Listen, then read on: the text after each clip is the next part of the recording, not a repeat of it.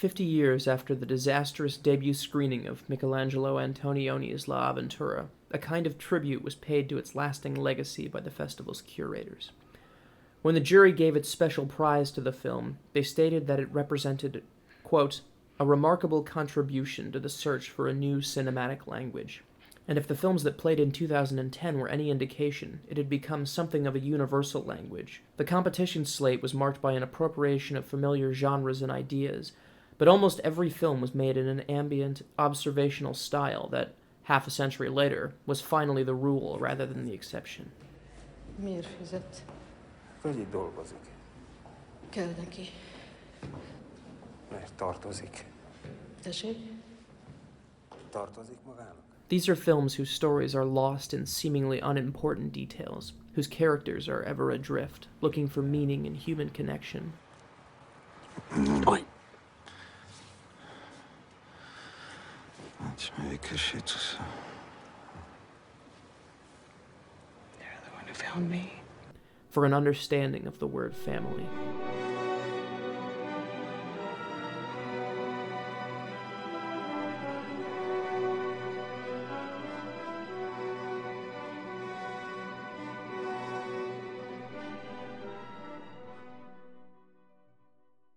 Their searches cannot be successful until they face their own troubled nature and history.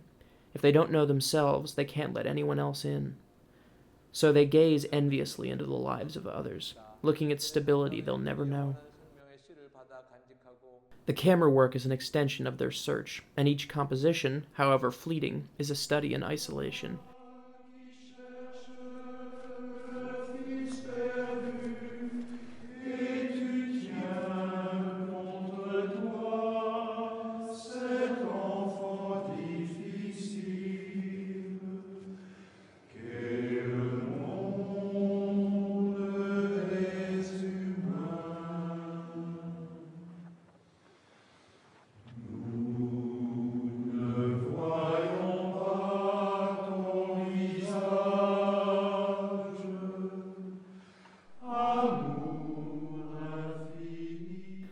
Characters are frequently dwarfed by landscapes, the camera always moving, never granting anyone a foothold in the world or the course of events. Indeed, it often feels as though they're a step behind the story. In front of them lies change that they cannot stop or predict. They can only keep up with the film's grand design for them. Observation and surfaces are the dominant images and themes. Characters are constantly looking at culture or ideology through a series of lenses or filters. They are presented with a volatile political climate,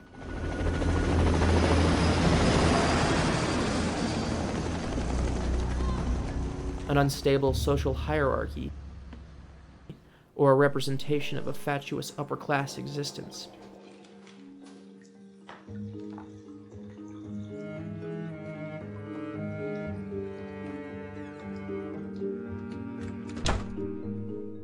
The lead characters are inevitably outsiders, meekly knocking on the door of dominant classes and parties, glimpsing their decadence and freedom through windows. Faced with overwhelming circumstances, they have little choice but to observe as forces beyond control or reproach begin rearranging their lives to fit a more convenient scheme.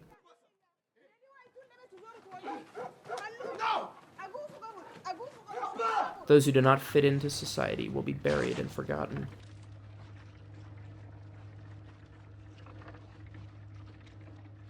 All we can do is stand back and stare, and the filmmakers stare right back.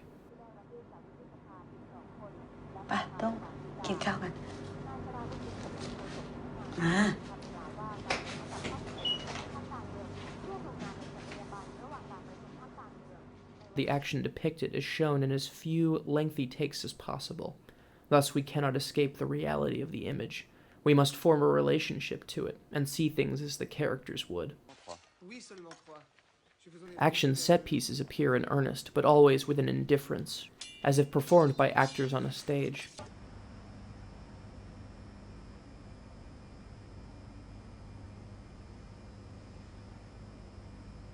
Human contact becomes something tense, often to be feared.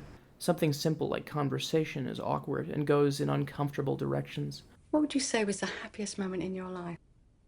Your wedding day? I don't know. Take your time. I can't remember. Can't or won't? Can't or won't remember? Don't know what I'm doing here. I don't want to come. Don't want to talk about my family. Why should I? I'm your business. Something complex and intimate like sex is shot in such a way that it strips the act of any and all romantic ideals.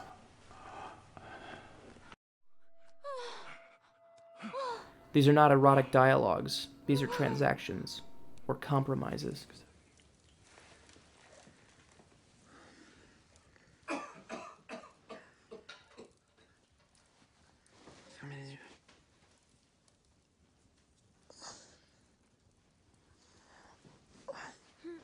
This leads to the subject of parenthood and the nature of legacy, something covered in great detail. What do our children say about us? Are we to blame for their deviance? Must they pay for the sins of the father?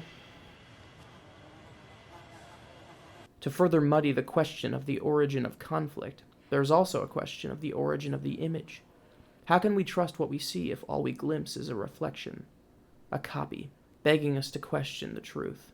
Can we ever trust a camera? Egyszerű. Ott van a másik szoba, oda menjetek át, te ismered ezt a helyet. A mirror?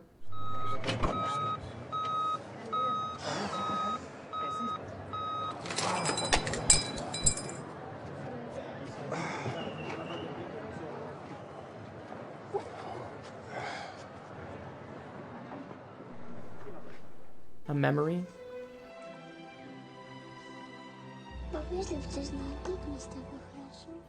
Our own eyes? มัน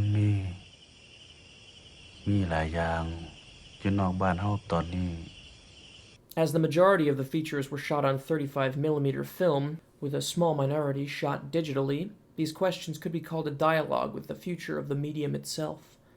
Is either a better choice to capture reality? Can the average viewer tell the difference?